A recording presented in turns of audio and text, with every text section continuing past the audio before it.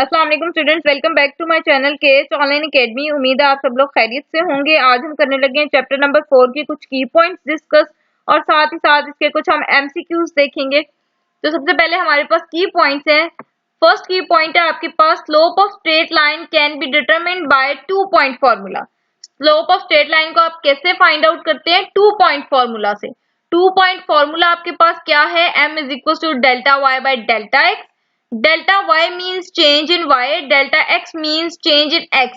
ठीक है, तो डेल्टा y आपके पास आ जाएगा y2 माइनस y1 और डेल्टा x आपके पास आ जाएगा x2 माइनस x1। तो आपने याद रखना है कि स्ट्रेट लाइन की स्लोप हम कैसे निकालते हैं? 2 पॉइंट फॉर्मूला से भी निकालते हैं, डेरिवेटिव से भी निकालते हैं। 2 पॉइंट फॉर्मूला आपके पास क्या है वो बता दिया। उसके बाद डिफरेंस कोशेंट आपको क्या चीज रिप्रेजेंट करता है? डिफरेंस कोशेंट आपको रिप्रेजेंट करता है slope of secant line connecting the 2 points. ठीक है, डिफरेंस कोशेंट आपको क्या रिप्रेजेंट करता है? सीकेंट लाइन की स्लोप। अब ये ज्योमेट्रिकल रिप्रेजेंटेशंस हैं, क्योंकि आप लोग माइनर के स्टूडेंट्स हैं तो आप लोगों को ज्योमेट्रिकली चीजों का नहीं पता, डेरिवेटिव की ज्योमेट्रिकल इंटरप्रिटेशन का नहीं पता आपको। ठीक है, तो बस आप याद रखें कि डिफरेंस कोशेंट जो है सीकेंट लाइन की स्लोप को रिप्रेजेंट करता है या फिर एवरेज रेट को रिप्रेजेंट करता है। ठीक है, उसके बाद आपके पास एक ये पॉइंट है कि अगर फंक्शन कंटिन्यूअस ना हो किसी पॉइंट पर तो फिर वो उस पॉइंट पर डेरिवेटिव भी आपको नहीं मिलेगा। If a function is not continuous at a point then it can not have a derivative at that point. अगर फंक्शन किसी पॉइंट पर कंटिन्यूअस नहीं है तो उस पॉइंट पर उसका डेरिवेटिव भी नहीं मिलेगा। ठीक है, यानी कि आप यूं कह सकते हैं कि हर डिफरेंशिएबल फंक्शन आपके पास कंटिन्यूअस होता है, लेकिन हर कंटिन्यूअस फंक्शन जरूरी नहीं है कि डिफरेंशिएबल हो। Every differentiable function is continuous but converse may or may not be hold. Sometimes ऐसा होता है कुछ continuous functions differentiable होते भी हैं, sometimes ऐसा होता है कि कुछ continuous functions differentiable नहीं भी होते। तो ये continuous function differentiability को implies नहीं करता। हर continuous function जरूरी नहीं है differentiable हो। ठीक है, आप ये नहीं कह सकते कि इसका converse always false या always not hold, इसका converse may or may not be hold। ठीक है, नेक्स्ट है जी, derivative of a constant function is 0। ठीक है, उसके बाद है कि अगर आपके पास कांस्टेंट फंक्शन के साथ मल्टीप्लाई हो रहा है तो कांस्टेंट आपके डेरिवेटिव से बाहर चला जाता है। ठीक है, x की पावर n का अगर आपने डेरिवेटिव लेना है तो कैसे लेते हैं? पावर पहले आएगी, पावर में से 1 माइनस कर दें, और अगर पावर को छोड़कर आप आगे बेस का डेरिवेटिव देखेंगे तो x का derivative with respect to x आपके पास 1 हो जाएगा। नेक्स्ट उसने वही कहा है कि अगर फंक्शन के ऊपर आपके पास पावर n आ जाती है तो ये n आपका डेरिवेटिव लेंगे तो n आपका पहले आ जाएगा, यानी कि पावर पहले आ जाएगी, पावर में से आप 1 माइनस करेंगे, उसके बाद पावर को छोड़कर आपने अपने फंक्शन का भी डेरिवेटिव लेना है। तो फंक्शन के डेरिवेटिव को आप कैसे लिखते हो? f डैश ऑफ x से। ठीक है, नेक्स्ट है कि अगर आपके पास y है e की पावर f ऑफ x और आपने इसका डेरिवेटिव लेना है तो d बाई डी एक्स आप इधर भी लगाओगे, d बाई डी एक्स इधर भी लगाओगे। जब यहाँ d बाई डी एक्स लगाओगे you get dy by D x, और यहां जब आप डेरिवेटिव लोगे तो याद रखो एक्सपोनेंशियल फंक्शन का डेरिवेटिव एक्सपोनेंशियल फंक्शन खुद ही होता है, और आगे उसकी जो पावर होती है आप उसका भी डेरिवेटिव लेते हो। तो पावर में फंक्शन है तो फंक्शन का derivative f dash of x आ जाएगा। ठीक है,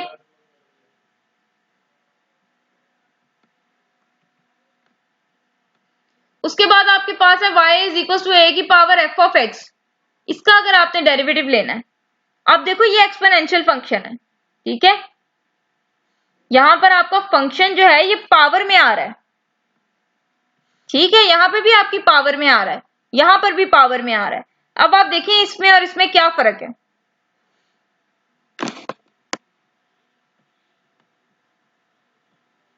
आपके पास जब फंक्शन पावर में आ रहा हो तो हम कहते हैं लॉग इधर भी अप्लाई कर लें, लॉग आप इधर भी अप्लाई कर लें। जब वेरिएबल पावर में आ जाए तो आप क्या करते हो? लॉग इधर भी अप्लाई कर लेते हो, लॉग इधर भी। अब ये जो पावर है ये आपकी लॉग से पहले आ जाती है तो आपके पास ये बन जाएगा log of y is equals to f of x into log of a। ठीक है, अब आप डेरिवेटिव ले लें। जब आप इसका डेरिवेटिव लोगे तो कैसे लेते हो? लॉग के साथ जो लिखा है उसको 1 ओवर करके लिख दिया, और आगे जो लॉग के साथ लिखा है उसका भी डेरिवेटिव। इसका मतलब आगे आपने डेरिवेटिव लेना है y का भी, और यहां पर जब आप डेरिवेटिव लोगे तो f ऑफ x का डेरिवेटिव आपको पता है f डैश ऑफ x होता है, और log ऑफ a तो आपके पास कांस्टेंट है, वो साथ वैसे ही आ जाएगा। मुझे कैसे पता चला कांस्टेंट है? क्योंकि मैं डेरिवेटिव x के लिहाज से ले रही हूँ, इसमें x है ही नहीं कहीं पे, तो ये एज अ कांस्टेंट बिहेव कर रहा है। ठीक है, तो कांस्टेंट ने तो वैसे ही रहना है। फंक्शन का डेरिवेटिव लोगे आपके पास f डैश ऑफ x आ जाएगा। उसके बाद आपके पास ये dy बाई dx बन गया, y यहाँ डिवाइड हो रहा है, इधर आएगा मल्टीप्लाई हो जाएगा, तो आपके पास आ जाएगा dy by dx is equal to y into f dash of x into log of a। ठीक है, अब y आपके पास है क्या? y आपके पास है a की पावर f ऑफ x, तो ये देखो y की जगह a की पावर f ऑफ x लिखा हुआ है, आगे f डैश ऑफ x है वो ये पड़ा है, और आगे आपके पास log ऑफ a है। ठीक है, तो ये आपके पास डेरिवेटिव आता है। याद करने का तरीका क्या है कि जब भी आपके पास वेरिएबल पावर में आ जाए, जब भी वेरिएबल पावर में आ जाए, तो ऐसी फंक्शन का डेरिवेटिव आप लो तो इसी फंक्शन के साथ आपकी ये जो बेस होती है वो log के साथ आ जाती है, और आगे पावर का डेरिवेटिव। ठीक है, फिर सुन लें, अगर ये आपको एमसीक्यू में आता है तो आप ये सारा सॉल्व करने तो नहीं बैठेंगे, तो शॉर्टकट अपने पास याद रखें हमेशा।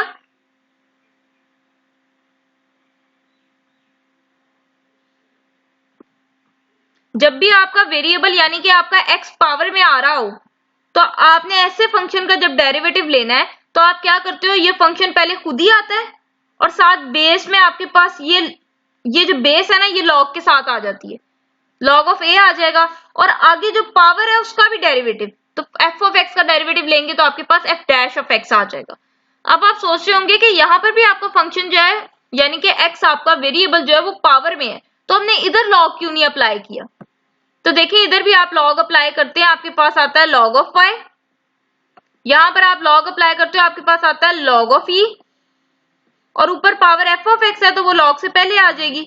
ठीक है, अब यहाँ पर क्या होता है, log ऑफ e जो है ना वो आपके पास 1 हो जाता है, तो ये वाली चीज 1 हो जाती है। ठीक है, ये वाली चीज आपके पास 1 हो गई। अब जब आप डेरिवेटिव लोगे, log ऑफ y का डेरिवेटिव लोगे तो आपके पास बनेगा 1/y dy by dx,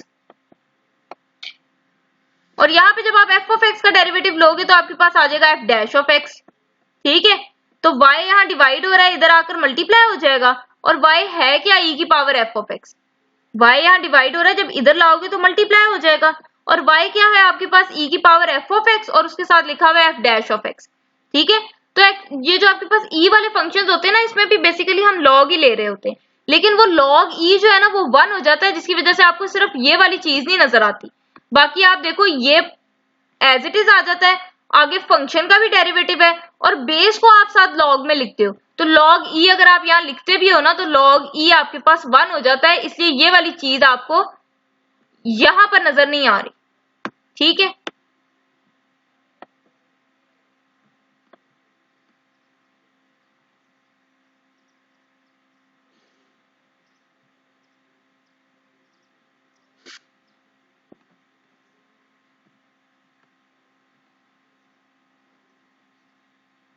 next है जी कि अगर आपके पास y is equal to log of f of x लिखा है तो इसका डेरिवेटिव क्या होगा?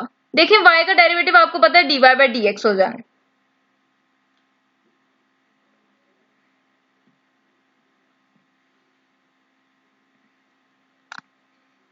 y का डेरिवेटिव आपके पास dy बाई dx हो जाना है। इधर जब आप log वाली टर्म का डेरिवेटिव लेते हैं तो कैसे लेते हैं, log के साथ जो लिखा है उसको 1 ओवर करके लिखते हैं, तो log के साथ f ऑफ x लिखा है तो इसको 1 ओवर करके लिखेंगे तो आपके पास आ जाएगा 1 ओवर f ऑफ x, और आगे जो log के साथ लिखा है उसका भी डेरिवेटिव, तो f ऑफ x का डेरिवेटिव आपके पास आ जाएगा f डैश ऑफ x। ठीक है, तो उसने क्या किया है कि f डैश ऑफ x को 1 से मल्टीप्लाई किया, f डैश ऑफ x आ गया, नीचे आपके पास है f ऑफ x। ठीक है, तो log वाली टर्म का जब भी डेरिवेटिव लो आप, तो ये जो log के साथ लिखा होता है इसका डेरिवेटिव ऊपर आना है, और ये फंक्शन खुद ही आपके पास नीचे आ जाता है। ठीक है, याद हो अगर आपको, तो इंटीग्रेशन में भी आपने पढ़ा था कि अगर ऐसी चीज आपके पास लिखी हो कि फंक्शन है और ऊपर उसका डेरिवेटिव है, तो इसका आंसर आपके पास log में आ जाता है। ठीक है, ये नीचे वाला आपके पास लॉग में आ जाता है। तो अगर ये वाली चीज आपको दी हुई है तो इसका डेरिवेटिव आपके पास फिर ये है, ठीक है। हम ऐसे लिखते हैं 1 over F of X into F dash of x. उसने एफ डैश ऑफ एक्स को 1 से मल्टीप्लाई किया, एफ डैश ऑफ एक्स ही आ गया, नीचे उसने एफ ऑफ एक्स लिख दिया। तो इस तरह से भी याद रखें कि अगर आपको पेपर में आए तो आप कंफ्यूज ना हो। पेपर में डेरिवेटिव वो थोड़ा सा अगर मोल्ड करके भी लिखता है तो आपको पता चले। चलें जी देखें, अब ये आपके पास क्या आ गया, ये लिखा हुआ log base A F of x. Log F of x का तो आपको डेरिवेटिव पता है कि आपके पास 1 ओवर एफ ऑफ एक्स आएगा, ठीक है। और आगे आपके पास एफ ऑफ एक्स का डेरिवेटिव लोगे तो आपके पास आ जाएगा एफ डैश ऑफ एक्स, ठीक है। अब ये लॉग ए का क्या मतलब है, ये लॉग ए का मतलब है कि लॉग आपके पास एफ ऑफ एक्स के साथ भी है और नीचे बेस में आपके पास लॉग ए भी है, ठीक है। अब जब आप डेरिवेटिव लेते हो ना तो डेरिवेटिव लेने से पहले आप ऐसे करते हो कि 1 ओवर लॉग ए तो कांस्टेंट है, डेरिवेटिव से बाहर चला जाएगा, डेरिवेटिव आपका सिर्फ इसके ऊपर लगेगा,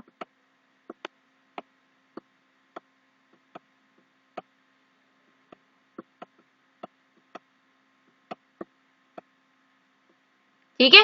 1 ओवर लॉग ए आपका डेरिवेटिव से बाहर चला जाएगा, डेरिवेटिव सिर्फ इस पे लगेगा और इसका डेरिवेटिव आपको पता है आपके पास ये होता है F dash of x over F of x, ठीक है। इसका डेरिवेटिव आपके पास आ जाएगा F dash of X into F of x और साथ आपके पास लॉग ऑफ ए मल्टीप्लाई हो जाएगा, ठीक है। यानी कि 1 ओवर लॉग ऑफ ए आपके पास साथ वैसे ही, और इसका आप डेरिवेटिव देख चुके हो, आपके पास आएगा f dash of x over F of x, ठीक है। तो ये एफ डैश ऑफ एक्स 1 से मल्टीप्लाई होगा, आपके पास एफ डैश ऑफ एक्स आ जाएगा, नीचे आपके पास F of X into log of ए।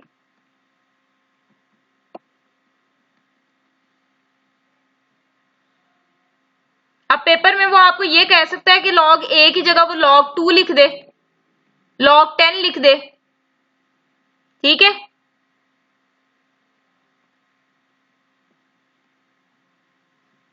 और फंक्शन की जगह एफ ऑफ एक्स लिखने की बजाय वो आपको लेट्स सपोज एक्स का स्क्वायर दे दे, तो इसी हिसाब से फिर आपने उसको डिफरेंशिएट कर लेना है। उसके बाद 4th चैप्टर में ये कुछ चीजें हैं जिनको आपको याद रखना चाहिए। एमसीक्यू में किसी भी फंक्शन का आपसे डेरिवेटिव पूछा जा सकता है, वो चाहे ट्रिग्नोमेट्रिक फंक्शन हो, चाहे इनवर्स ट्रिग्नोमेट्रिक हो, चाहे हाइपरबोलिक हो, चाहे इनवर्स हाइपरबोलिक हो। तो ये डेरिवेटिव आपने सिर्फ ऑब्जेक्टिव पॉइंट ऑफ व्यू से अच्छी तरह याद करने हैं। साइन का डेरिवेटिव कॉस, कॉस का डेरिवेटिव माइनस साइन, tan का डेरिवेटिव सीकेंड स्क्वायर, कॉट का डेरिवेटिव माइनस कोसीकेंड स्क्वायर, सीकेंड का डेरिवेटिव सीकेंड इंटू tan, कोसीकेंड का डेरिवेटिव माइनस कोसीकेंड इंटू कॉट, ठीक है। अब इनवर्स में आ जाए, साइन इनवर्स का derivative 1 over 1 minus x square का स्क्वायर रूट, कॉस इनवर्स का डेरिवेटिव लेंगे तो इसी के साथ माइनस आ जाएगा, tan इनवर्स का डेरिवेटिव 1 ओवर 1 प्लस एक्स का स्क्वायर, कॉट इनवर्स का डेरिवेटिव लेंगे तो इसी के साथ माइनस आ जाएगा, ठीक है। सीकेंड इनवर्स का डेरिवेटिव आपके पास होता है 1 over x into square root x square minus 1, और जब आपको सीकेंड का इनवर्स का डेरिवेटिव लेंगे तो इसी के साथ माइनस आ जाएगा। यानी कि आप 3 याद कर लें, 3 आप ऑटोमेटिकली लिख लेंगे। और आगे ये चीज आपको नजर आ रही होगी कि मैंने लिखा हुआ है absolute of x is less than 1। इसका क्या मतलब है, इसका मतलब है कि यहाँ पर आप एक्स की जो भी वैल्यू रखोगे, चाहे पॉजिटिव रखो चाहे नेगेटिव रखो, 1 से छोटी होनी चाहिए, क्योंकि 1 से अगर बड़ी यहां रखोगे और उसका स्क्वायर लोगे तो आपके आंसर्स आयोटा में जाना शुरू हो जाएंगे, ठीक है। इसी तरह यहां पर उसने लिखा है कि x आपके पास 1 से बड़ा होना चाहिए, चाहे पॉजिटिव रखें चाहे नेगेटिव, यानी कि -2 भी आप रख सकते हैं, क्योंकि -2 का आप स्क्वायर लोगे, -2 मॉड में कहा है ना उसने, देखो -2 का जब मॉड लेते हो वो +2 है, ठीक है। मॉड नेगेटिविटी को एब्जॉर्ब करता है, तो -2 का मॉड लोगे वो 2 है और 2 आपके पास 1 से बड़ा है। इसका मतलब आप यहाँ -2 भी रख सकते हो, -3 भी, -4 भी, -5 भी, क्योंकि स्क्वायर है ना, स्क्वायर ने नेगेटिव को खत्म कर देना है। तो यहाँ आप 1 से बड़ी वैल्यू रख सकते हो और नेगेटिव में भी आप वैल्यूज यहाँ पर रख सकते हो, लेकिन 1 से छोटी वैल्यू जैसे 0.5, 0.8, 0 इस तरह की वैल्यूज आप यहाँ पर नहीं रख सकते।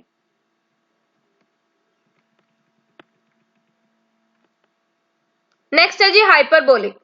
साइन हाइपरबोलिक का derivative cos hyperbolic, cos hyperbolic का derivative sine hyperbolic. tan hyperbolic का derivative secant hyperbolic square, cot hyperbolic का derivative minus cosecant hyperbolic square, secant hyperbolic का derivative minus secant hyperbolic into tan hyperbolic, cosecant hyperbolic का derivative minus cosecant hyperbolic into cot hyperbolic. अब क्या फर्क है hyperbolic में और विदाउट हाइपरबोलिक फंक्शंस में? विदाउट हाइपरबोलिक में कॉस का डेरिवेटिव माइनस साइन होता है, लेकिन जब आप हाइपरबोलिक लगाते हो कॉस के साथ तो उसका डेरिवेटिव साइन हाइपरबोलिक होता है, माइनस यहां से खत्म हो जाता है। उसके बाद जो tan x का डेरिवेटिव था secant square x, tan hyperbolic का डेरिवेटिव है सीकेंट हाइपरबोलिक स्क्वायर x, कोई फर्क नहीं है। कॉट x का डेरिवेटिव था minus cosecant square x, cot hyperbolic का डेरिवेटिव आपके पास है minus cosecant hyperbolic square x, again कोई फर्क नहीं है। ना इसमें फर्क है, ना इसमें फर्क है, ना इसमें फर्क है। इसमें सिर्फ माइनस आता था अगर आप सिंपल cos x का डेरिवेटिव लेते हो, लेकिन अगर आप हाइपरबोलिक का लेते हो तो यहां पर भी माइनस खत्म हो जाता है। ठीक है, ये याद करने के आपको ट्रिक्स बता रही। उसके बाद सीकेंट x का अगर आप डेरिवेटिव लेते हो वो secant x into tan x होता है, लेकिन सीकेंट हाइपरबोलिक का लेते हो तो यहां साथ माइनस आ जाता है। इसका मतलब सिर्फ दो चीजें चेंज हो रही हैं, कॉस हाइपरबोलिक में माइनस खत्म हो जाता है, सीकेंट हाइपरबोलिक में साथ माइनस आ जाता है। बाकी डेरिवेटिव्स आपके पास वही रहते हैं जो आपकी ट्रिग्नोमेट्रिक फंक्शन के वैसे हैं। ठीक है, अब इधर आ जाए। साइन हाइपरबोलिक इनवर्स का डेरिवेटिव होता है 1/√1 + x²। ठीक है, साइन x का अगर आप इनवर्स देखो तो यहां माइनस आता है, साइन हाइपरबोलिक इनवर्स का अगर डेरिवेटिव देखो तो यहां आपके पास प्लस आता है। ठीक है, कॉस हाइपरबोलिक का अगर आप कॉस हाइपरबोलिक इनवर्स का डेरिवेटिव देखें तो वो आपके पास है 1/√x का स्क्वायर माइनस 1। tan हाइपरबोलिक का अगर आप डेरिवेटिव देखो तो आपके पास यहां पर प्लस आता था पहले, tan हाइपरबोलिक इनवर्स में यहां पर माइनस आ जाएगा। ठीक है, बाकी कॉट हाइपरबोलिक इनवर्स का डेरिवेटिव सेम tan हाइपरबोलिक वाला ही है, साथ माइनस आ जाएगा। सीकेंट हाइपरबोलिक इनवर्स का डेरिवेटिव आपके पास है -1/x इंटू 1 - x² का स्क्वायर रूट, और कोसेकेंट हाइपरबोलिक का लोगे तो यहां पर माइनस की जगह आपके पास प्लस आ जाएगा। तो ये चीजें हैं, ठीक है, मिक्सअप हो जाती हैं, लेकिन इसको याद आपने फिंगर टिप्स पे कर लेना है, क्योंकि किसी का भी डेरिवेटिव आपको ऑब्जेक्टिव में पूछा जा सकता है। उसके बाद कुछ और आपके पास चीजें हैं। सबसे पहले ये है कि जो आपके हाइपरबोलिक फंक्शंस है ना वो एक्सपोनेंशियल फंक्शन की फॉर्म में लिखे जा सकते हैं। ठीक है, साइन हाइपरबोलिक को अगर आप एक्सपोनेंशियल फंक्शन की फॉर्म में लिखो तो कैसे लिखोगे? आप लिखोगे e⁻x माइनस e⁻−x/2। ठीक है, और अगर कॉस हाइपरबोलिक लिखना है तो यहां पर आप प्लस डाल देंगे। ठीक है, कॉस हाइपरबोलिक लिखना है तो सेंटर में प्लस आ जाएगा, यानी कि e की पावर में एक दफा प्लस x आएगा, एक दफा e की पावर में -x आएगा। अगर आप साइन हाइपरबोलिक की बात करें सेंटर में माइनस आएगा, कॉस हाइपरबोलिक की बात करें सेंटर में प्लस आएगा। tan हाइपरबोलिक की बात करें तो tan आपके पास होता है साइन ओवर कॉस। ठीक है, तो ऊपर साइन की वैल्यू आएगी, नीचे कॉस की आएगी। डिनोमिनेटर क्योंकि दोनों में सेम है वो कैंसिल हो जाने हैं जब tan लिखोगे तो। ठीक है, जब साइन को कॉस पे डिवाइड करोगे तो डिनोमिनेटर सेम होंगे, वो कैंसिल हो जाएंगे। तो tan हाइपरबोलिक लिखोगे तो tan होता है साइन ओवर कॉस, तो पहली साइन की वैल्यू आएगी, ऊपर नीचे कॉस की आएगी। जब आप कॉट हाइपरबोलिक लिखोगे तो कॉट होता है कॉस ओवर साइन, या आप कह लो कि tan का रेसिप्रोकल होता है, तो नीचे वाला ऊपर, ऊपर वाला नीचे हो जाएगा। और अगर आप कॉस ओवर साइन के हिसाब से याद रखना चाहते हो तो ऊपर न्यूमरेटर में आपके पास ये वाली वैल्यू आएगी और डिनोमिनेटर में ये वाली आएगी। उसके बाद आपके पास कोसेकेंट जो है वो साइन का रेसिप्रोकल होता है, तो इसको उल्टा दें तो कोसेकेंट की वैल्यू आ गई, और सीकेंट आपके पास कॉस का रेसिप्रोकल होता है, तो अगर आप इसको उल्टा दें तो आपके पास सीकेंट की वैल्यू आ गई। नेक्स्ट आपके पास है लीनियराइजेशन ऑफ फंक्शन का फॉर्मूला। क्या फॉर्मूला है जी? f of a plus f dash of a into x minus a। क्या फॉर्मूला है? f of a plus f dash of a into x minus a। a यहां पर आपके पास centre of approximation कहलाता है। ठीक है, a क्या कहलाता है? Centre of approximation. उसके बाद अगर आप फंक्शन को अप्रोक्सीमेट करें और उसकी लीनियराइजेशन उसके फंक्शन के ही बराबर आ जाए, लीनियराइज करो फंक्शन को और वापस फंक्शन ही आ जाए, तो उसको आप स्टैंडर्ड लीनियर अप्रोक्सीमेशन कहते हो। अगर आप लीनियराइज करो फंक्शन को, वापस आपके पास फंक्शन ही आ जाए, तो इसको आप स्टैंडर्ड लीनियर अप्रोक्सीमेशन कहते हो। ऐसा क्वेश्चन एक आपकी एक्सरसाइज में मौजूद है, ठीक है।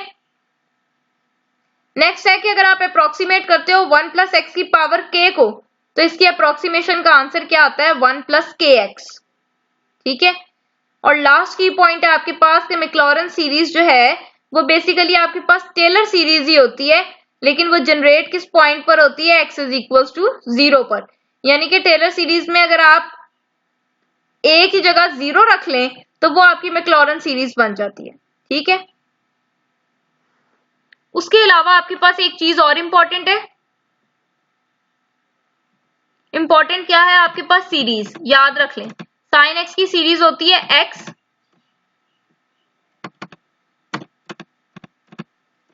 प्लस एक्स की पावर 3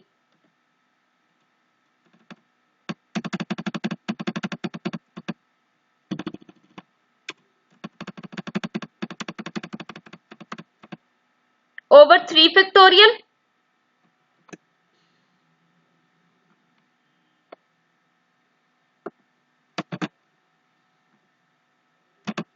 प्लस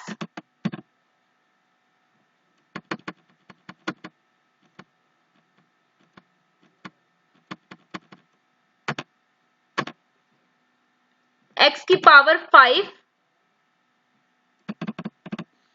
ओवर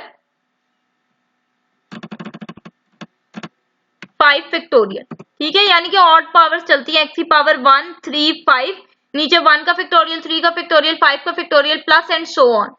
ये आपके पास सीरीज अगर लिखी और पूछा जाए कि किसकी सीरीज है तो आपको पता होना चाहिए कि ये आपके पास साइन एक्स की सीरीज है। उसके बाद कॉस की सीरीज होती है 1 प्लस एक्स का square over 2 factorial plus X की power 4 over 4 factorial plus X की पावर 6 ओवर 6 फैक्टोरियल। यानी कि इवन पावर्स चलती हैं, plus and so on. Please wait a bit.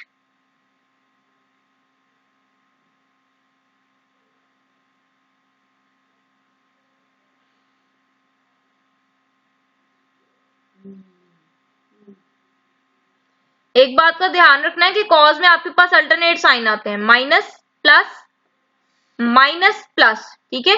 1 minus X का square over 2 factorial plus X की power 4 over 4 factorial minus X की power 6 over 6 factorial plus and so on. ये आपके पास cos की सीरीज है।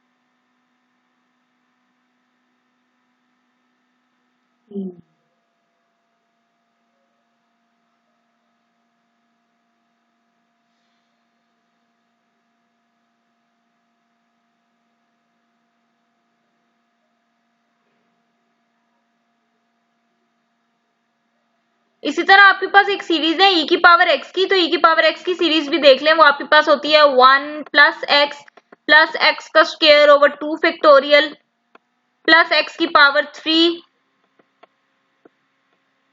Over 3 factorial plus X की power 4 over 4 factorial plus and so on.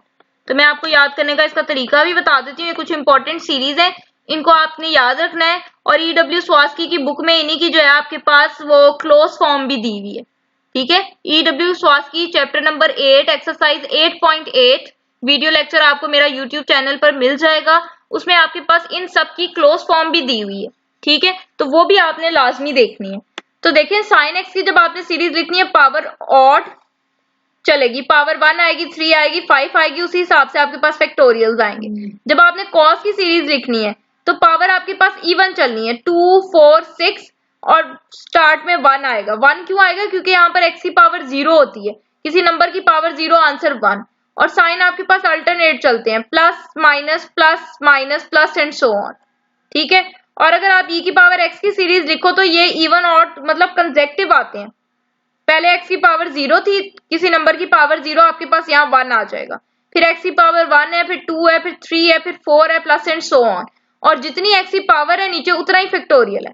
ठीक है, तो अगर इसको मैं क्लोज करके आपको बताऊं तो इसको आप क्लोज फॉर्म में ऐसे लिखते हो, x की पावर n ओवर n का फैक्टोरियल। ठीक है, और यहां पर आप लिखते हो summation x is equal to 0। ठीक है, जब आप यहाँ x की जगह पर 0 लगाओगे, x की पावर 0 1 हो जाएगी, 0 का फैक्टोरियल लगाओगे वो भी 1 होता है, तो आपके पास यहाँ पर 1 आ जाएगा। जब आप x की पावर 1 लगाओगे तो आपके n को 1 रखोगे तो x की पावर 1 हो जाएगी, नीचे आपके पास 1 का फैक्टोरियल आ जाएगा, 1 का फैक्टोरियल भी 1 ही होता है। फिर जब आप यहाँ पर n की जगह पर 2 रखोगे तो ये आपके पास बन जाएगा x का स्क्वायर, और नीचे भी n की जगह पर 2 आ जाएगा, 7 फैक्टोरियल है। तो आप देखो यही सीरीज आपके पास बनेगी जब आप इसको एक्सपेंड करोगे। तो e की पावर x की मैंने आपके पास क्लोज फॉर्म लिख दी है। इसी तरह आप साइन x और कॉस x की भी जो है वो क्लोज फॉर्म लाजमी देखिएगा। अब हम चलते हैं एक्सरसाइज की तरफ कि इंपॉर्टेंट एक्सरसाइज में से क्या है। तो 4.1 की अगर बात करें तो इसमें से सिर्फ आपको एवरेज रेट निकालने को वो बोल सकता है, डिफरेंस क्वेश्चन की तरफ आपने नहीं जाना, सिर्फ आपको कह सकता है कि एवरेज रेट बता दें। 4.2 की अगर हम बात करें तो यूजिंग लिमिट अप्रोच आपको ऑब्जेक्टिव में नहीं पूछ सकता वो। ठीक है, सिर्फ ये कह सकता है कि टेंजेंट की स्लोप बता दें -1 पर या 2 पर। ठीक है, तो टेंजेंट की स्लोप के लिए ऑब्वियसली आपको डेरिवेटिव लेना पड़ता है, तो डेरिवेटिव आप सिंपली ले सकते हो कि 2 वैसे ही x का डेरिवेटिव 1 हो जाएगा और 3 का डेरिवेटिव आपके पास 0 हो जाएगा, तो डेरिवेटिव का आंसर 2 आ रहा है। तो डेरिवेटिव आप इस तरह डायरेक्टली फटाफट ले सकते हो। ठीक है, और यहाँ आपने x की जगह पर एक दफा लगाना है -1, जब यहाँ x ही नहीं है तो -1 कहाँ लगाओगे, तो स्लोप ऑफ टेंजेंट आपके पास -1 पर 2 ही आ जाएगी। ठीक है, 2 ही आ जाएगी, अगर यहाँ मेरे पास x होता तो मैं उसकी जगह -1 लगाती। तो इस तरह आपसे स्लोप ऑफ टेंजेंट के बारे में ऑब्जेक्टिव में पूछा जा सकता है, लेकिन आपको यूजिंग लिमिट अप्रोच वो डेरिवेटिव निकालने को नहीं कह सकता।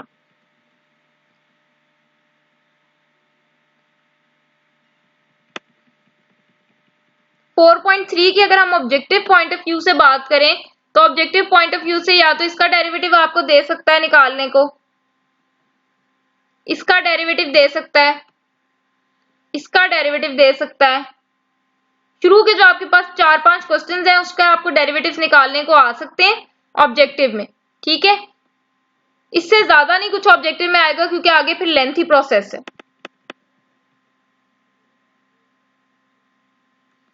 हाँ, यहां पर आपको इस तरह की चीज आ सकती है कि f'(1) निकालें, तो f'(1) निकालने के लिए आपको पता होना चाहिए कि पहले आप डेरिवेटिव लोगे तो उसमें डेरिवेटिव की जगह पर डेरिवेटिव में x की जगह पर 1 रखोगे।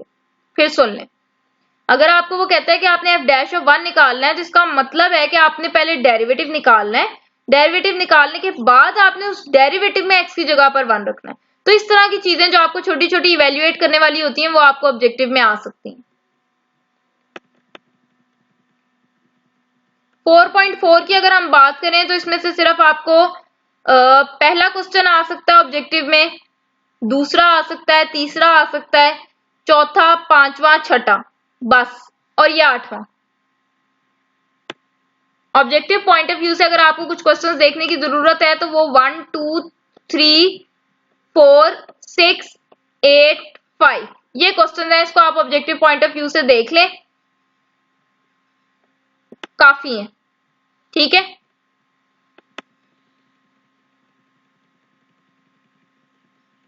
फोर 4.5 में अगर ऑब्जेक्टिव पॉइंट ऑफ व्यू से मैं बात करूं तो सिर्फ ये वाला क्वेश्चन है, बस ये आपको पूछा जा सकता है ऑब्जेक्टिव में। इसके अलावा बाकी जो भी पूछा जाएगा वो फिर लेंथी हो जाता है। तो ऑब्जेक्टिव में आपको बस ये इस क्वेश्चन को आप ऑब्जेक्टिव पॉइंट ऑफ व्यू से तैयार कर लें और एक इसको भी, ये 2 क्वेश्चन आपने ऑब्जेक्टिव पॉइंट ऑफ व्यू से लाजमी तैयार करने।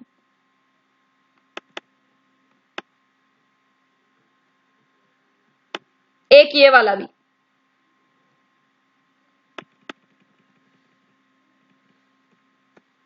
उसके बाद 4.5 के ये लास्ट क्वेश्चंस आपके पास इंपॉर्टेंट है। डेरिवेटिव निकालो, उसमें या तो वो कहेगा π/2 लगा दो या आपको कहेगा π/4 लगा दो। तो ये 4 questions objective point of view से आपके पास इंपॉर्टेंट है। नेक्स्ट अगर 4.6 की बात करूं,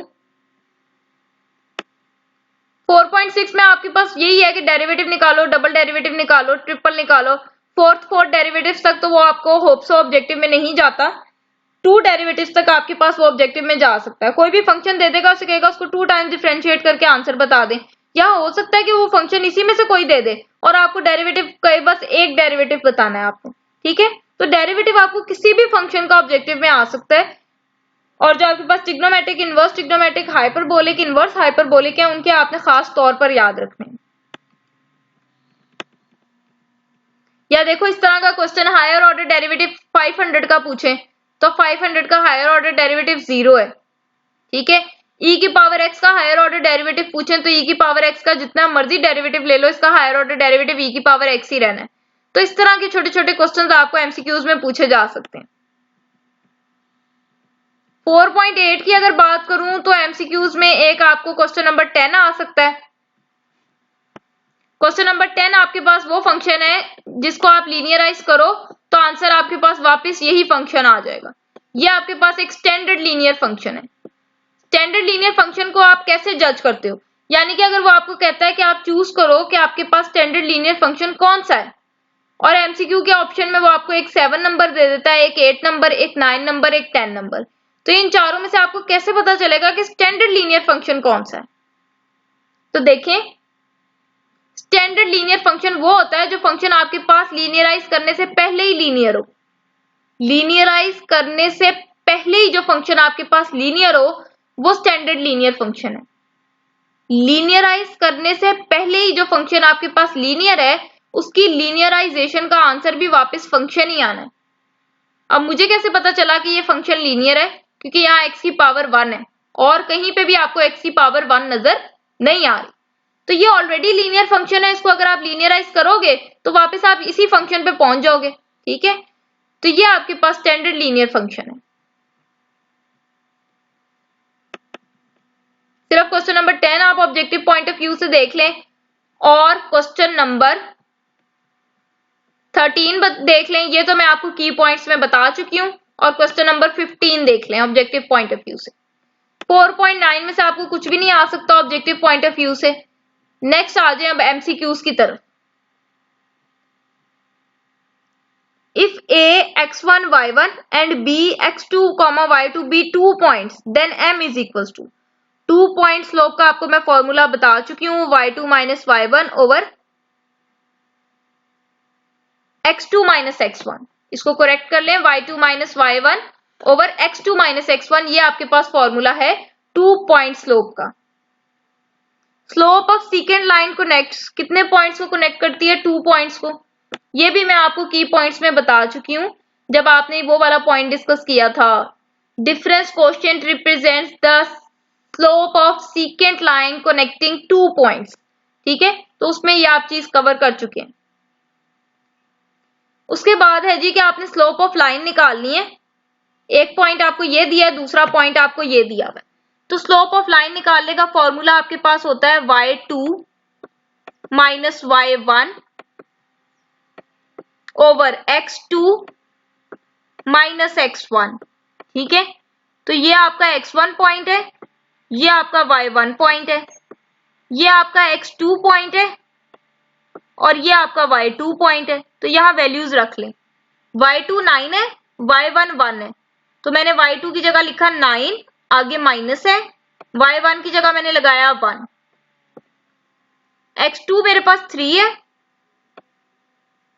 उसके बाद माइनस ये फॉर्मूले का लगाने लगी हूं मैं, उसके बाद x1 मेरे पास -1 है, तो यहां पर मैं लगाऊंगी -1, तो 9 - 1 आपके पास हो जाएगा 8, ये 3 माइनस माइनस प्लस हो जाएगा, 3 + 1 करेंगे आपके पास 4 आ जाएगा, 4 1 = 4, 4 2 = 8, तो m की वैल्यू आपके पास आ जाएगी 2, ठीक है।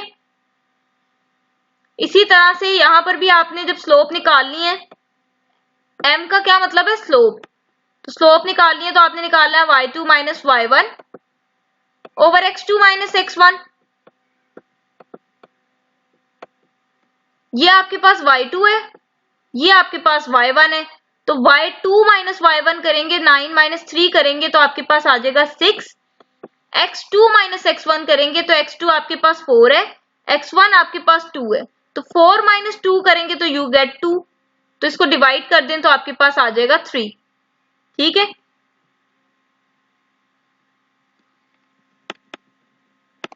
आगे देखिए वो कह रहा है डेरिवेटिव बताना है माइनस एक्स की पावर माइनस 2 का। तो डेरिवेटिव कैसे बताते हैं, पावर पहले, ये माइनस तो साथ वैसे ही रहेगा, यहाँ पर पावर पहले और पावर में से एक माइनस करेंगे। जब माइनस 2 में से एक माइनस करेंगे तो माइनस 3 हो जाएगा, तो ये माइनस माइनस प्लस हो जाएगा 2x की पावर माइनस 3। पावर नेगेटिव है, उसको पॉजिटिव करने के लिए क्या करोगे, आप नीचे ले आओगे।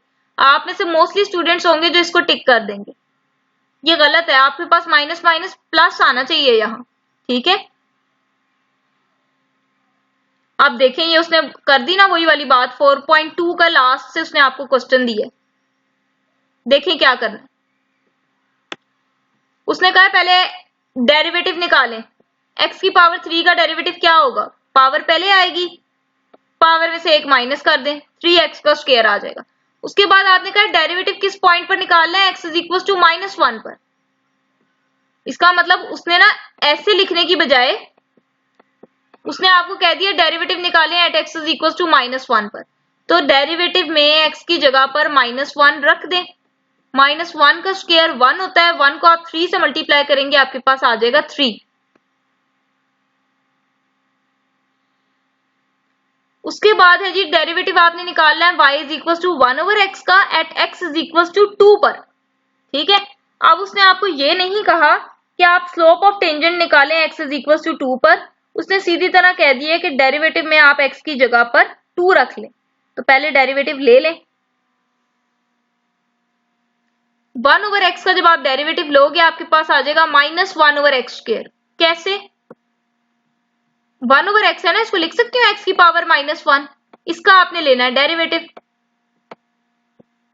तो जब आपने डेरिवेटिव लेना है, पावर पहले आएगी, पावर में से एक माइनस करेंगे तो आपके पास ये आ जाएगा।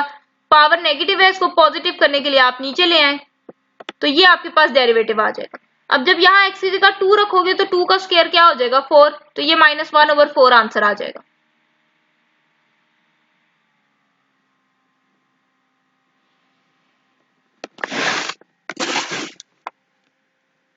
उसके बाद आपके पास नेक्स्ट है कि अगर f ऑफ x आपके पास 5 है तो f डैश ऑफ x क्या होगा। f dash of x constant का डेरिवेटिव तो 0 नहीं होता। ठीक है, उसके बाद उसने कहा f dash of x x is equal to 1 पर बताएं। तो जब यहाँ डेरिवेटिव में कहीं x ही नहीं है तो मैं 1 कहां पर लगाऊं, मेरे पास आंसर 0 ही आ जाएगा।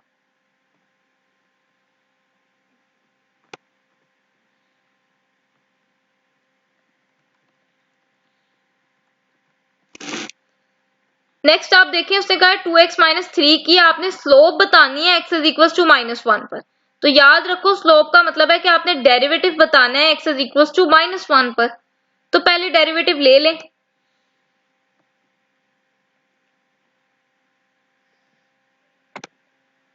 टू आपके पास कांस्टेंट है, साइड पे हो जाएगा, x का डेरिवेटिव लेंगे 1 हो जाएगा, 3 का डेरिवेटिव लेंगे 0 हो जाएगा। तो 2 माइनस 0 करेंगे आपके पास 2 आ जाएगा। ये आपके पास डेरिवेटिव निकला है। इस डेरिवेटिव में आपने x की जगह पर लगाना था -1, लेकिन लकीली आपके पास डेरिवेटिव में कहीं पर x आया ही नहीं, तो आपके पास यही आंसर है। ठीक है, उसके बाद है जी फिर आप उसने कहा स्लोप निकालें at x is equal to 2 पर।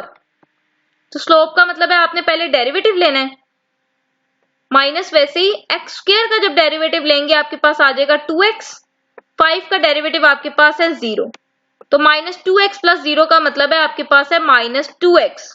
ठीक है, ये डेरिवेटिव निकला है।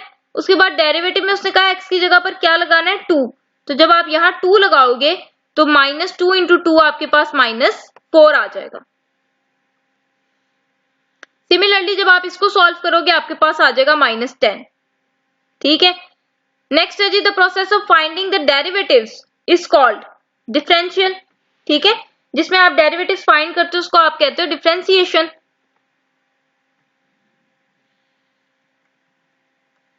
नेक्स्ट आप देखो 13 वाला, आपको मैं ये की पॉइंट्स में पढ़ा कर आई हूं कि अगर आपने डेरिवेटिव निकालना है x की पावर n का, तो आप क्या करते हो, कहते हो पावर पहले आएगी, पावर में से एक माइनस कर देंगे। ठीक है, उसने क्या किया, यहाँ n लिखने की बजाय उसने m लिख दिया, तो फिर आप n की जगह m लिख लो, m x की पावर m माइनस 1, यानी कि पावर पहले आएगी, पावर में से आपने एक माइनस कर देना है, तो ये आपके पास आंसर है। उसके बाद उसने कहा है x की पावर पाई का अगर आप डेरिवेटिव लें, x की पावर पाई का अगर आप डेरिवेटिव लें तो पावर पहले आएगी, पावर में से एक माइनस कर देंगे, तो जब आप पाई में से एक माइनस करेंगे तो आप लिखोगे पाई माइनस 1। ठीक है, उसके बाद आगे बढ़े ही उससे मजे की बात की है, उसने कहा डेरिवेटिव लेना है x square into x square का, तो x square into x square आपके पास x की पावर 4 होता है। ठीक है, x की पावर आपके पास 4 होता है, तो जब आप x की पावर 4 का डेरिवेटिव लोगे तो कैसे लेते हैं, पावर पहले आएगी, पावर में से एक माइनस कर दें, तो आपके पास 4x की पावर 3 इसका आंसर है। नेक्स्ट है जी क्वेश्चन नंबर 16। तो क्वेश्चन नंबर 16 में देखो आपके पास पहले पावर आ रही है, तो डेरिवेटिव में पावर रूल लगेगा, पावर पहले आएगी, पावर में से जब आप एक माइनस करोगे तो आपके पास एक्स स्क्वायर प्लस 1 की पावर रह जाएगी 1। ठीक है, उसके बाद पावर को छोड़कर आगे आप बेस का भी डेरिवेटिव लेते हो, तो आगे आप साथ ये भी लिखोगे D by D x of x का स्क्वायर प्लस 1, तो ये आपके पास आ जाएगा 2 इंटू एक्स स्क्वायर प्लस 1, तो एज इट इज। ठीक है, ये वाली चीज तो आपके पास एज इट इज आ जाएगी, और यहां जब आप एक्स स्क्वायर का डेरिवेटिव लोगे आपके पास आ जाएगा 2x। ठीक है, 1 का डेरिवेटिव तो आपके पास 0 हो जाना है, तो ये 2 2 4x आ जाएगा आपके पास, और साथ एक्स स्क्वायर प्लस 1 है, तो ये आपके पास आंसर है। ठीक है जी, उसके बाद है जी 2e की पावर 3x का डेरिवेटिव, तो 2 तो कांस्टेंट है आपका, डेरिवेटिव से बाहर चला जाएगा, e की पावर 3x का डेरिवेटिव e की पावर 3x खुद ही होता है, और आगे पावर का भी डेरिवेटिव। ठीक है, तो आगे जब आप 3x का डेरिवेटिव लेंगे तो आपके पास आ जाएगा 3, तो ये 3 और ये 2 आपके पास आ जाएगा 6e की पावर 3x।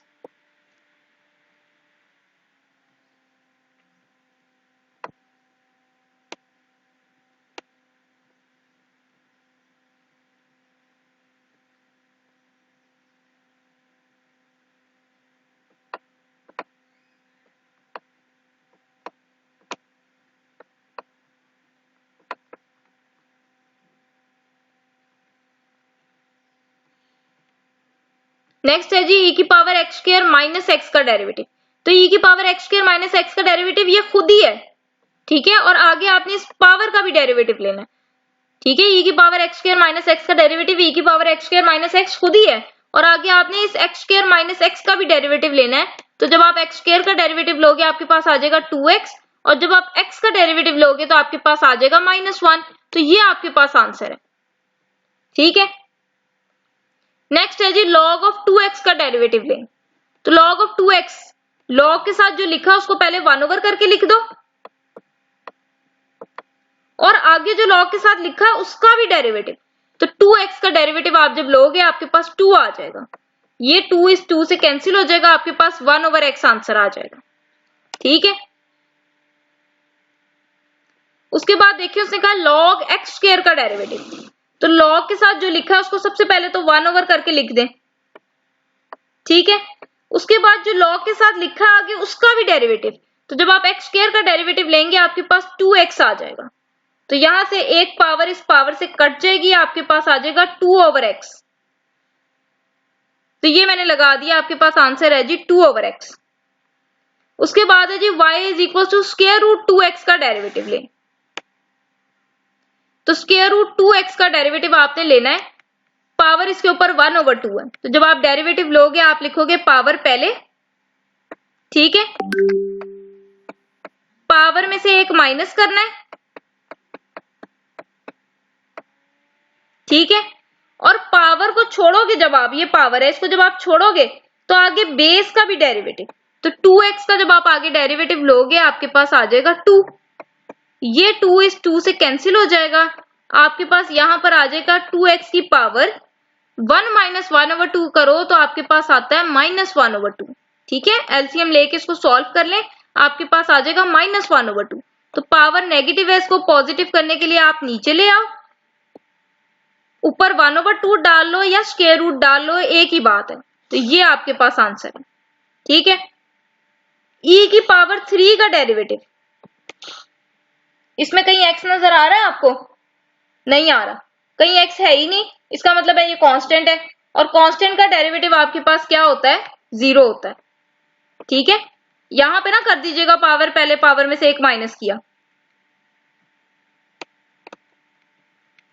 उसके बाद उसने कहा cos का डेरिवेटिव बताएं विद रिस्पेक्ट टू x, तो cos x का डेरिवेटिव होता है minus sine x, tan x का डेरिवेटिव आपके पास है सीकेंट स्क्वायर, कोसिकेंट x का डेरिवेटिव होता है माइनस कोसिकेंट इंटू कॉट।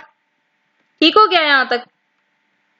उसके बाद है जी डेरिवेटिव साइन x का स्क्वायर, तो पावर पहले आएगी, पावर में से एक माइनस करेंगे तो आपके पास रह जाएगा साइन x। ठीक है, पावर में से जब एक माइनस करोगे यहां पावर 1 रह जाएगी, और पावर को छोड़कर जब आप बेस का डेरिवेटिव देखोगे तो साइन x का डेरिवेटिव आपके पास होता है cos x, तो ये आपके पास आ जाएगा 2 sin x cos x। ठीक है, और हो सकता है आपको आंसर में ये चीज ना दी हो, बल्कि ये लिखा हो sin 2x, तो 2 sin x cos x जो है वो sin 2x का ही फॉर्मूला है। ठीक है, तो इन चीजों को आपने जहन में रखना है। उसके बाद है जी डेरिवेटिव आपने लेना है x square minus secant x का, तो जब आप एक्स स्क्वायर का डेरिवेटिव लोगे आपके पास 2x आ जाएगा, जब आप सीकेंट एक्स का डेरिवेटिव लोगे तो वो आपके पास आ जाएगा secant x into ten x. ठीक है,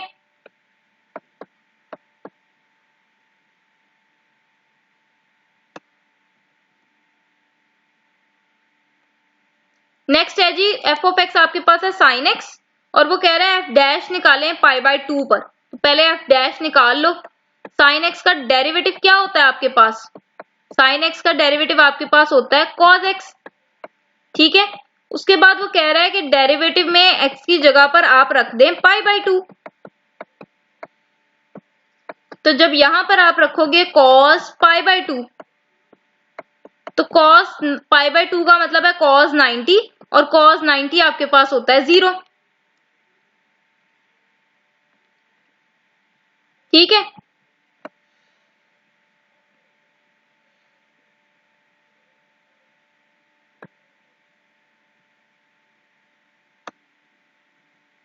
उसके बाद है कॉस एक्स स्क्वायर का डेरिवेटिव। अब ये स्क्वायर सिर्फ एंगल पे है। ठीक है, तो जब आप कॉस का डेरिवेटिव लोगे आपके पास आ जाएगा साइन, कॉस के साथ जो एंगल है वही एंगल साइन के साथ भी आएगा, और आगे आप कहते हो एंगल का भी डेरिवेटिव। ठीक है, आगे जब आप एक्स स्क्वायर का डेरिवेटिव लोगे तो आपके पास आ जाएगा 2x। अब इसको और इसको मल्टीप्लाई ना कर दीजिएगा क्योंकि ये एंगल है और ये खाली डेरिवेटिव है एंगल का, तो ये आपके पास आ जाएगा 2x इंटू साइन एक्स का square, 2x into sine x का स्क्वायर, और कॉस का डेरिवेटिव आपके पास क्योंकि माइनस साइन होता है इसलिए यहां पर आपके पास माइनस आ जाएगा। ठीक है, इसका डेरिवेटिव कैसे लेना है? देखो एफ ऑफ एक्स, अगर आप एफ ऑफ एक्स का डेरिवेटिव लेते हो ना तो आप क्या कहते हो? आप कहते हो एफ ऑफ एक्स का derivative f dash of x है। ठीक है, बेसिकली आप आगे इसका भी डेरिवेटिव ले रहे होते हो, एक्स का derivative with respect to x 1 हो जाता है, इसलिए आप कहते हो एफ ऑफ एक्स का derivative f dash of x है। तो यहां पर जब मैं डेरिवेटिव लूंगी ना तो ये मेरे पास आएगा f dash of g of x. ठीक है, और आगे इसका भी डेरिवेटिव, तो आगे जब आप जी ऑफ एक्स का भी डेरिवेटिव लोगे तो आगे साथ आपके पास आ जाएगा जी डैश ऑफ एक्स। ठीक है, तो ये आपके पास आंसर है। उसके बाद उसने कहा कि y आपके पास अगर f ऑफ x है तो d4y बाय dx का 4 कौन सा डेरिवेटिव है? तो ये फोर्थ डेरिवेटिव है आपके पास।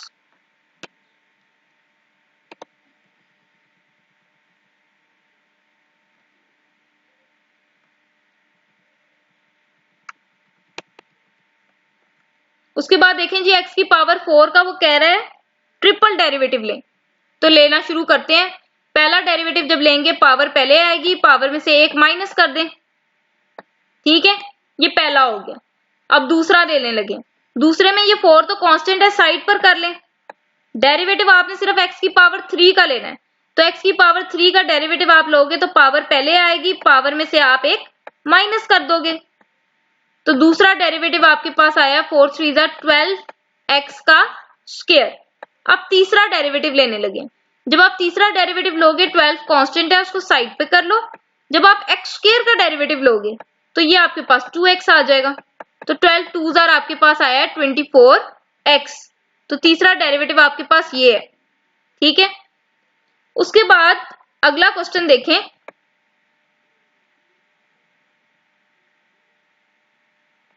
आगे वो आपको कह रहा है कि आप x की पावर 3 का फोर्थ डेरिवेटिव निकालें। जब डेरिवेटिव का ऑर्डर आपकी वेरिएबल की पावर से बड़ा हो जाए ना, तो आंसर हमेशा 0 है, ठीक है। आप इसका 4 दफा डेरिवेटिव निकाल के भी देख लें, आपके पास 0 ही आएगा।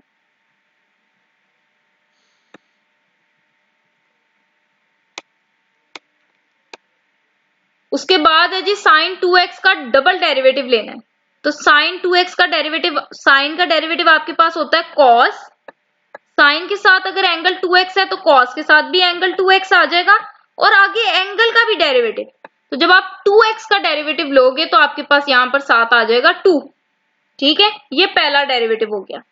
तो अब दूसरा डेरिवेटिव लेना है, 2 यहां पर कांस्टेंट है, इसको साइड पर कर लें।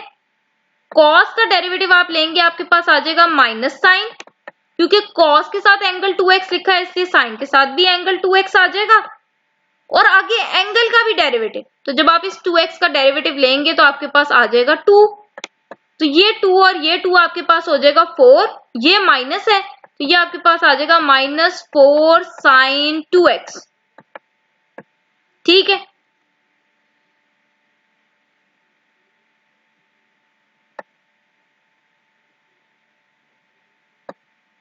नेक्स्ट देखें जी, e की पावर 2x का डेरिवेटिव लेना है और फिर उसमें डेरिवेटिव में x की जगह पर आपने लगाना है 0।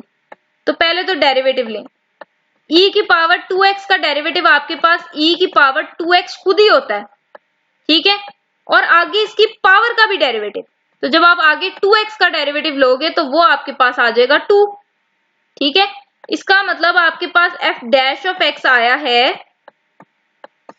2e की पावर 2x, ठीक है। उसके बाद वो कह रहा है यहाँ x की जगह पर क्या लगाना है आपने 0, तो यहाँ 0 लगा दें,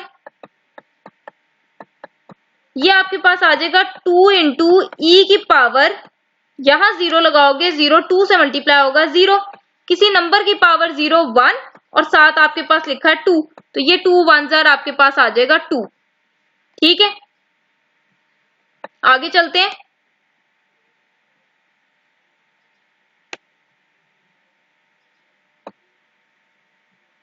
नेक्स्ट है जी आपके पास लॉग ऑफ x का डेरिवेटिव लेना और फिर वहां 1 लगाना। तो लॉग का डेरिवेटिव कैसे लेते हो, लॉग के साथ जो लिखा है उसको आप 1 ओवर करके लिख दो, और आगे जो लॉग के साथ लिखा है उसका भी डेरिवेटिव, तो x का derivative with respect to x आपके पास 1 हो जाएगा, तो डेरिवेटिव आपके पास आया 1 ओवर x। यहाँ डेरिवेटिव में आपने x की जगह पर क्या लगाना है 1, तो यहाँ जब आप x की जगह पर 1 लगाओगे तो 1 ओवर 1 आपके पास क्या हो जाएगा 1 ही हो जाएगा, ठीक है। अगला क्वेश्चन जो है वो देखने वाला है, समझने वाला है।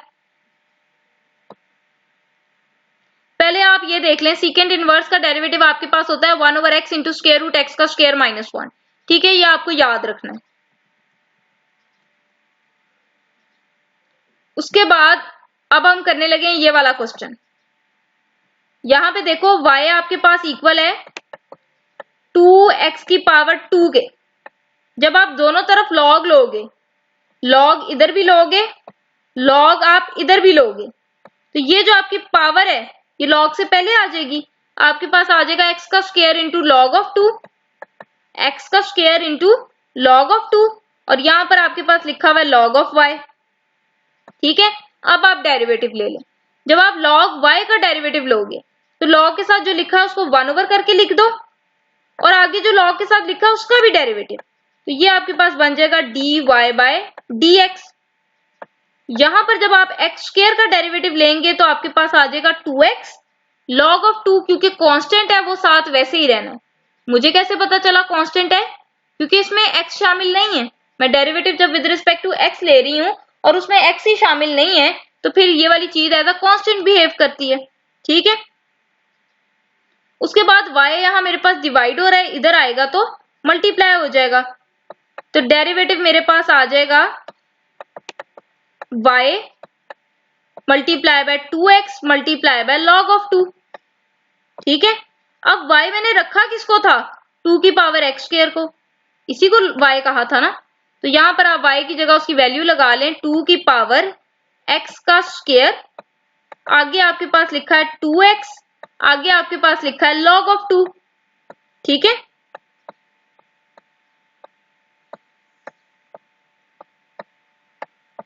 y की जगह मैंने लगा दिया 2 की पावर x का स्क्वायर, 2x भी साथ वैसे ही, log ऑफ 2 भी वैसे ही। यहां देखो 2 की पावर x स्क्वायर है, यहां 2 की पावर 1 है, बेस सेम है, मल्टीप्लाई हो रहे हैं तो पावर्स ऐड हो जाएंगी, तो आपके पास आ जाएगा 2 की पावर x का स्क्वायर प्लस 1। ठीक है, ये पावर्स ऐड हो जाएंगी और आगे x log ऑफ 2 आ जाएगा, तो ये आपके पास आंसर है। नेक्स्ट है जी 38।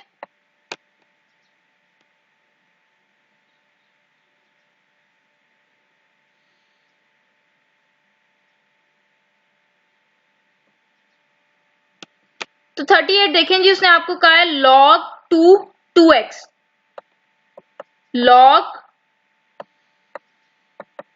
2x, और यहां जो बेस में 2 लिखा है इसका मतलब है कि डिवाइड में भी आपके पास log 2 है। ठीक है, ये जो नीचे चीज लिखी होती है ना, इसको भी आप log के साथ डिनोमिनेटर में लिख देते हो। अब इसको ऐसे लिख सकती हूँ कि ये 1/log 2 तो मेरे पास कांस्टेंट है। ठीक है, और इसके साथ लिखा हुआ है log 2x।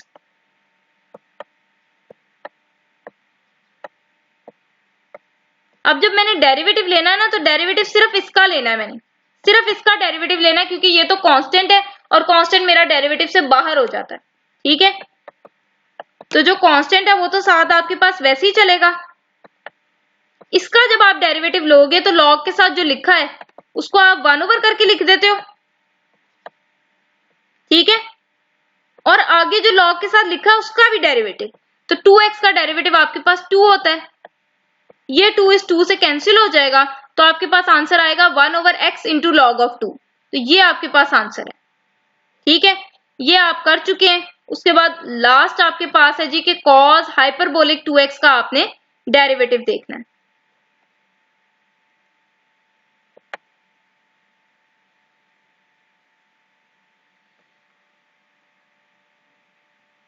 तो cos हाइपरबोलिक का डेरिवेटिव आपके पास होता है sin हाइपरबोलिक 2x। ठीक है, अगर यहाँ 2x है तो साइन के साथ भी 2x आएगा, और आगे एंगल का भी डेरिवेटिव, तो जब आप 2x का डेरिवेटिव देखोगे तो वो 2 होता है, तो फिर यहाँ पर साथ आपके पास 2 भी आ जाएगा, तो आंसर आपके पास आ जाएगा 2 sin hyperbolic 2x। And that's all for today. Thanks for watching.